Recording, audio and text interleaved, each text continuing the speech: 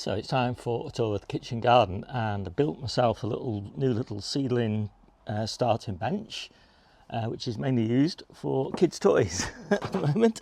But anyway, that's its intended purpose. But actually most of my seedlings are on the IBC tanks on the allotment right now. So yeah, the kitchen garden takes very little work. I mean, it's sort of an hour a week at most, probably. And most of that's actually cutting the lawn, I guess. But it's worth doing a tour because there's quite a lot going on. And I've changed the way that I've planted the kitchen garden this year. I originally thought it would be a great place to kind of grow for summer, so that we could just harvest little bits and pieces as we needed them in summer. But of course, there's never enough space to get everything that we want in summer from this little space in the kitchen garden. So we always ended up still going to the allotment for bits and pieces. And of course we were going to the allotment anyway, most evenings, to water. So in the end, it really didn't make sense to do it like that. So this year I've changed it round so that whilst we do have a few summer things growing here, primarily we've got winter stuff growing here, because the time that we don't want to go to the allotment is in winter. And so having a little bit of everything, or a little bit of most things here in the garden, means less trips to the allotment when the weather's really foul. And we just don't want to go there, and we just want to take advantage of short 5-minute bursts of sort of activity in the garden, just to harvest a bit of kale or something like that, even though it might be raining or snowy or icy or whatever it is. So yeah, let's have a look around and just bear that in mind when you look at it, that not much stuff for summer in here. And I will try and tell you how everything's going to evolve over autumn and winter as well.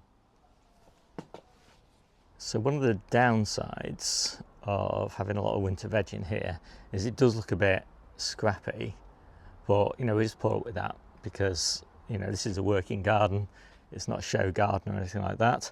So you know, it just is what it is. So what we've got here is all of the outdoor cordons, or most of the outdoor cordons. These are sunstripe, and they've been tigerella, and they've been really good. I'm very happy with them. Obviously we've harvested the vast majority of them. These are the tumbler, and they are pretty much finished now. They always do for me. I know some people say that they keep theirs going until sort of October, November time, but for me, you know, they always just seem to run out of steam. Maybe it's just because I don't look after them well enough, but I don't really mind because we've got polytunnel tomatoes, and yeah, we've got more than enough of those.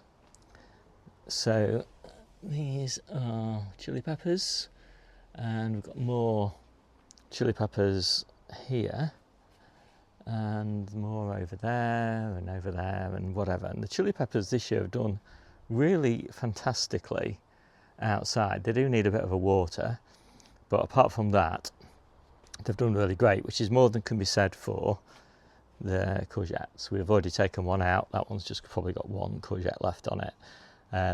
All my courgettes have pretty much succumbed to mildew. So we've got a little apple tree there looking ragged, and then got quite a lot of colettes. We've got colettes here and colettes at the far end, which you'll see in a minute. We've got carrots here. I normally do okay with my carrots unprotected in the kitchen garden, but this year, maybe it's because we've just had this gate open constantly, we have got carrot fly in that bed, and I have watered them with nematodes as well. And you know, just obviously nematodes are not 100%, and whilst they're still edible, they're not great. So I'm really pleased that we've got plenty of carrots on the allotment. And as I said, I just left some of these here for kind of emergency harvesting in winter, but unfortunately because of the carrot fly, I'm not going to be able to use them for that purpose, because you know, if you just leave carrots that have been eaten by carrot fly for a long time, they just rot. So unfortunately they're going to have to come out fairly soon. I guess we'll only get about a third of those usable. And then we've got parsnips down here, and actually this is also not such a great story, because I think partly because of the really low light levels we had all the way through summer, but I think mainly because this is just a fairly shady bed. These parsnips have not done anywhere near as well as the parsnips on the allotment in full sun. You know, the amount of sun just makes just a vast amount of difference to certain things, and carrots, I think, and parsnips and things like that, I actually really prefer it. But, you know, I will get usable parsnips out of here, but they just won't be that big. And obviously they've still got a fair amount of time to grow, because they're still only just coming to the end of August. So all through September, they'll still be growing reasonably, so it won't be a complete disaster. Unlike the dwarf French beans, which have been completely annihilated. I think it's snails. I've kind of, you know, wondered about it, what it could be. But I think in the end I've decided it's snails just eating the foliage. And the reason for that is because they've done that on the allotment as well. They don't seem to like the runner beans as much, and they've done great. And actually just that little patch there of runner beans is more than enough for us, because we don't freeze beans. And then we've got clets, and I think I've actually got something eating that one. I don't know what it is. I can't see any caterpillars or anything like that, so I think it must be pigeons. And it's really early in the year for pigeons to start eating things, because there's so much choice for them. You know, they don't tend to really bother about eating brassicas at this time of year, not for me anyway. So then just over here, just taken all the tops off these strawberries. So these are midsummer strawberries. They've all finished now, and I've got actually quite a lot of strawberries still going strong on the allotment.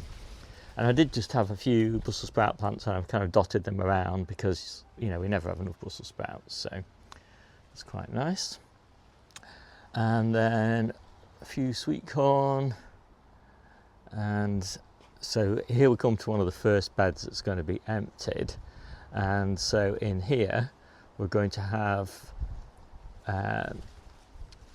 lamb's lettuce interplanted with salad onions, and then it's the same all the way down here. So at the moment these are red cabbages, but again it'll be lamb's lettuce, and interplanted into the gaps between the lamb's lettuce there'll be salad onions. And that works really nicely because of course the salad onions are harvested in spring and the lamb's lettuce is eaten in winter. So, you know, we finish harvesting the lamb's lettuce about the end of February, and then there's plenty of time for those salad onions to sort of grow on without any restrictions. And you can see that I've taken all the tops off my raspberries. And the blueberries are still doing okay. Picking them every day, getting a couple of handfuls. Very happy about that. So our little patio area has hardly been used at all. I can't think of a time when the weather has actually been good enough for me to sit out on my nice comfy chairs and put the canopy up to shade from the sun and just chill out. It's just not happened for the whole of July and August. So I've just taken the leaves off these San Marzano and tigerellas. Still got quite a lot of these to ripen. I think there's a good chance. A few more Brussels sprouts there, and now I've got leeks and grapes all the way along here, and kales, more leeks, beetroot, and that will be garlic. And I'm not sure what I'll put in here, probably lamb's lettuce, so that is currently the golden purslane. And yeah, I'm wondering what else I can tell you. Oh, probably what will go in here after these carrots, probably lamb's lettuce again. We do plant a lot of lamb's lettuce, And obviously with that bed being shadier, that'll be the one that will sort of get harvested towards the end of February, because the ones down here get a little bit more sun. So we have still got a little bit more work to do in the kitchen garden. We are having a greenhouse, hopefully. That's the plan. Anyway, it's going to go where that raised bed is, and it's going to go all the way where it's going to replace this shed here, which is completely rotten. So it's going to be 14 foot by 8 foot, I think. So it's going to be a reasonable size. And as I said, we've got the building work done. So this little building here is a little utility and fruit and veg store. It's got my bike in it as well. We're storing everything in these crates. They're pretty good. And then down here we've got a workshop, sort of potting shed, repurposed right now as a drying space for more of the onions. I've just taken the tops off, so I'm just drying the necks at the moment. It's a nice little workshop. So while I'm in the workshop, I just wanted to show you this fancy grow light that I've got. It's quite cool actually. It takes up so much less room, and I'm just using it as a sort of workshop light at the moment, and it works really well for that perspective. You can see how nice and bright it is, and I've just looped it round like this so that I can drop it down to a lower level, and then if I want to use it as a grow light, I can drop it down to this level, and it is a functional grow light. Obviously it's only going to have a relatively small coverage area there, but if I want a nice cold bright place to grow things, and sometimes it's too hot in the house and I get things, you know, can be a bit leggy, but in here it's going to be quite cool, so it's going to be bright and cool, which is kind of perfect.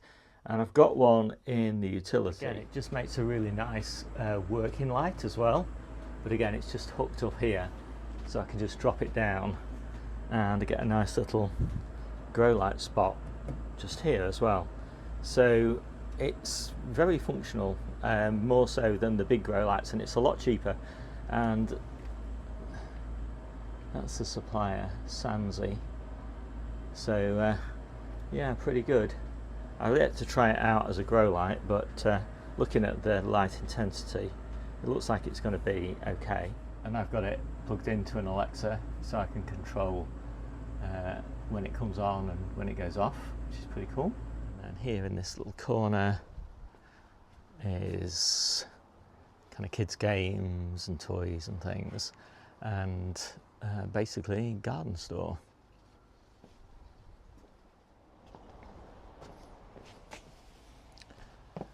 So I will give you a proper tour of the store once we've got a little bit more food in there, and I can show you kind of how we've designed it.